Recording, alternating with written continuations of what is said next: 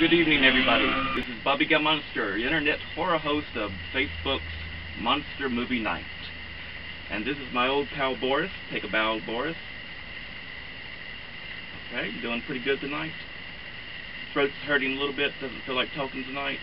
Oh, poor thing. We'll have to get you something and so you can gargle some fresh old garlic, perhaps. No garlic? Well, that's true. They do say it's good for the throat. No, maybe something else, something with a dead flavor, perhaps.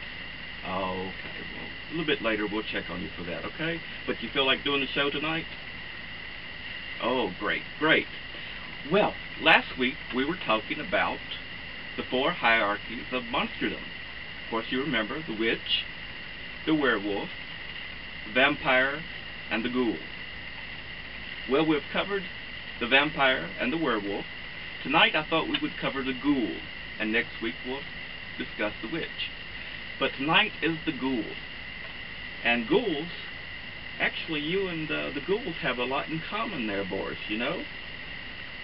True, you both like dead things to eat.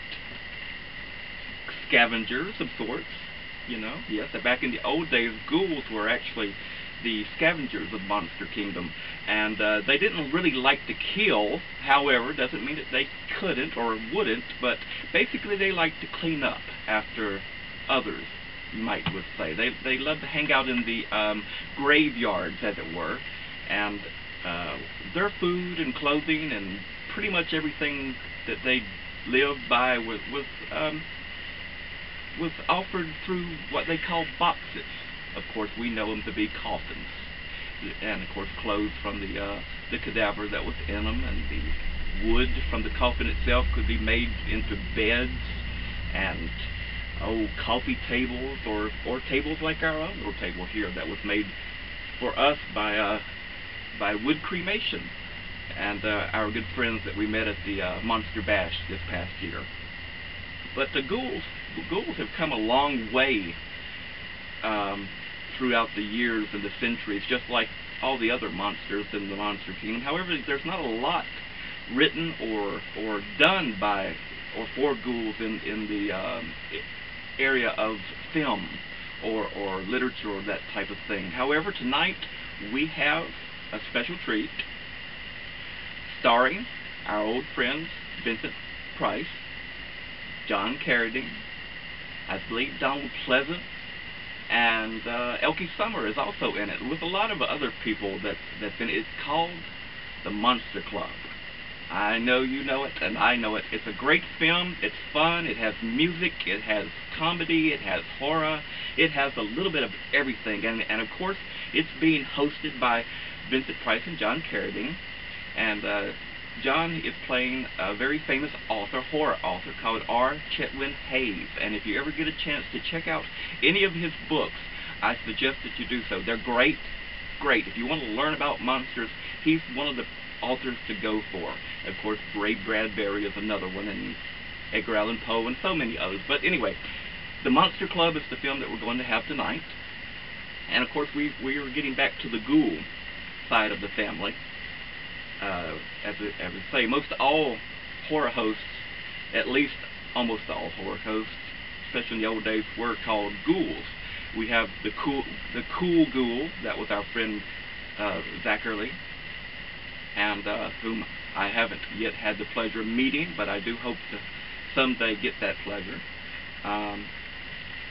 Most horror hosts are called ghouls in some way or form or fashion. The ghoul families, of course, the Munsters and Addams family type people, and of course the Gammonster family is also a ghoul family, yours truly and mine. What else can we say about the ghoul, Boris? There's just so much that's really not been tapped into literature or film, or that we could probably go on and on about. Of course, I won't, because we don't want to bore our good audience, do we now, Boris? No. And you're not falling asleep on me, are you? Okay. Anyway, actually, I'm going to show you some statues that we have here in the museum in Gargoyle Manor, and it's of these four hierarchies of monsterdom, with the witch, the werewolf, the vampire, and the ghoul. So let us take a look at those pictures right now.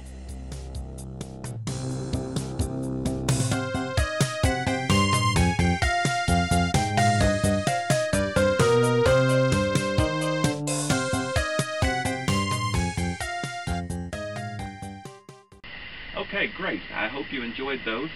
They're here at our house, our home, Gargoyle Manor, the Monster Museum, for anyone to see if you happen to get a chance to come by. And of course, I'd like to also do a small blatant plug for our store, Gothic Charms, where you can find, all sorts of wonderful goodies, such as, vampire, whoops, here we go, pull that back up, stay there, Nightmare, safe. Such as vampire blood incense. Now, I want to read the label if I can. I'm getting a little old, so I believe I still can make it out here without the glasses. Vampire blood is harvested through an advanced process in which vampires are slowly bled. The unearthly qualities of the blood are isolated and extracted into a premium incense. Some vampires were harmed during this process, but none met their true death. Alright, well that is very good to know. Even though there was a little harm to some of the vampires, none of them met their true death, so they'll get over it. And this is vampire blood incense. Just some of the fine products that you can find at our store, Gothic Charms. And we also have a website which you can get the link to at the end of the show. And two, hopefully you'll be able to come by our real store, which has much more to see, and services such as tarot and palm readings, spells for sale, jewelry, all kinds, just wonders and wonderful things of magical and Halloween and pagan and horror delights. So you come by the store sometime when you get a chance and check that out. Alright? Alright. Well, dear folks, I don't want to take too much more of your time.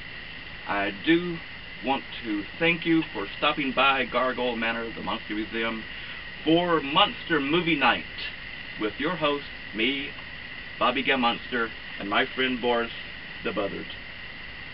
Enjoy the Monster Club. And I know that, like you, like myself, we're all wanting to be members of the Monster Club. So, until next week, as I always say, keep screaming.